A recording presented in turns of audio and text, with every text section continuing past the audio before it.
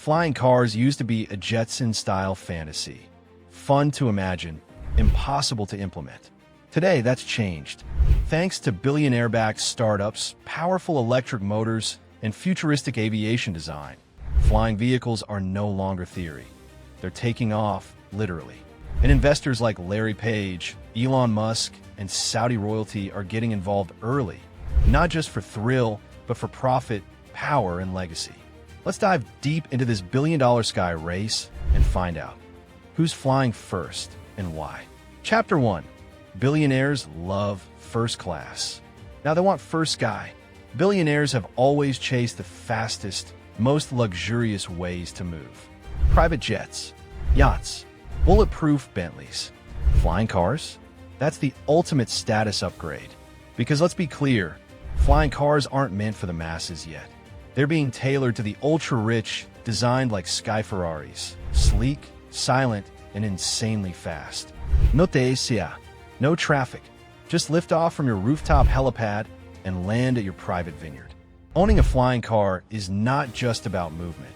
It's about dominance over time and space. And billionaires want in. Chapter 2, Jetson 1, the $98,000 flying sports car.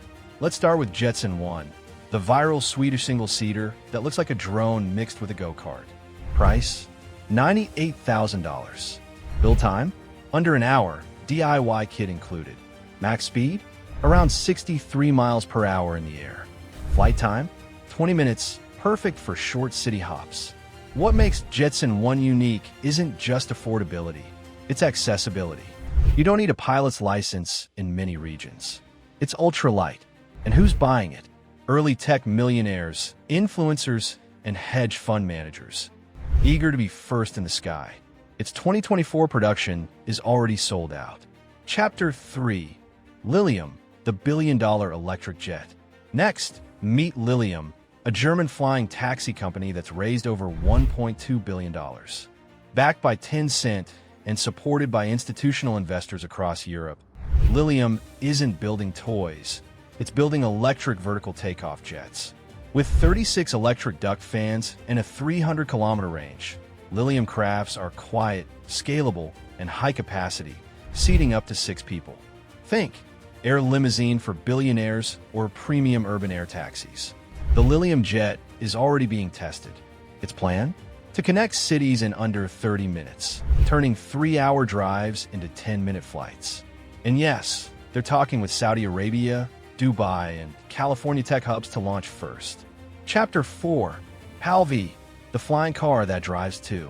Enter PAL-V Liberty, a Dutch-designed gyroplane car hybrid. It's not just a flying vehicle, it's street-legal too. Drive it to the airport, convert in minutes, and fly away. It uses traditional fuel, flies at 100 plus mph, and can go up to 500 kilometers in the air.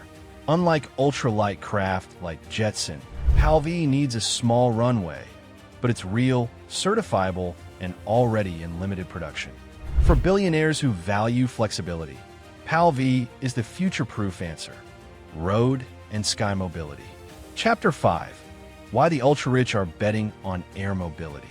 Why are billionaires like Google's Larry Page or Saudi's MBS funding flying car startups? Here are 3 main reasons. Exclusivity. Owning the sky means owning what others can't access. In a world where everyone can buy a luxury SUV, sky vehicles offer true exclusivity. Disruption. Investing early in revolutionary transport means long-term profit. The next Tesla might have wings. Urban escape. Many billionaires fear political collapse, traffic chaos, or climate disaster. Flying cars offer quick getaways, from cities to bunkers or island retreats. Chapter 6. Saudi Arabia's NEOM and the flying future. The future is being built, literally, in the Saudi desert.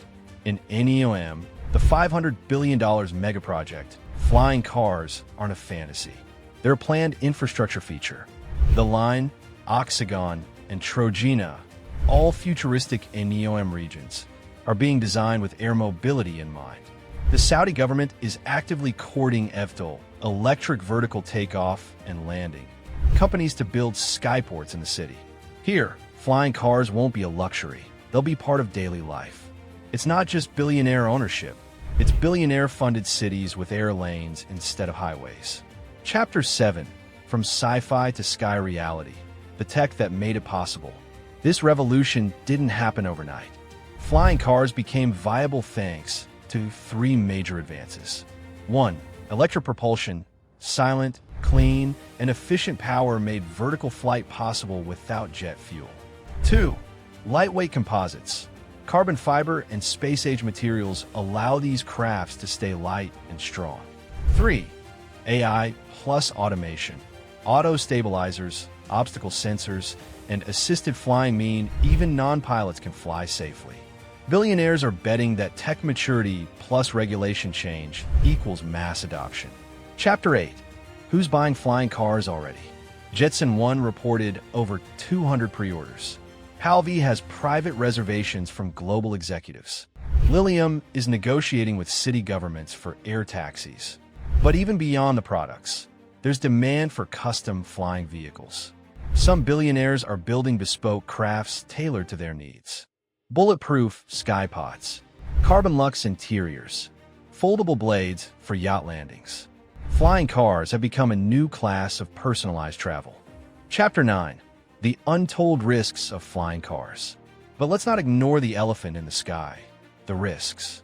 Flying cars come with a whole new set of challenges. What happens in case of a mechanical failure hundreds of feet above ground? How do you manage mid-air traffic in crowded urban skies? And who's responsible if a flying car crashes into a building or violates airspace? These are not sci-fi what-ifs. They're real regulatory and ethical questions. Governments are still catching up, unsure how to handle this vertical leap in personal mobility. But billionaires? They're not waiting. They're betting that solving these problems first will make them the kings of the air. Bonus chapter. The flying car race has already begun. While you're watching this video, test flights are happening in Dubai, Texas, and Tokyo. Amazon, Boeing, Hyundai, even Uber have dipped into this space. And China? Already testing air taxis for city rides. So while the average person waits for traffic to move, the world's wealthiest are already testing how to skip the streets permanently. We started with dreams. Now we have drones you can sit in. Flying cars are no longer fiction. They're being built, bought, and bankrolled by the world's most powerful people. And just like smartphones or electric cars, what starts with the rich eventually changes the world. The only question is, when it becomes affordable, will you take the skies too? Because the sky isn't the limit anymore. It's the beginning.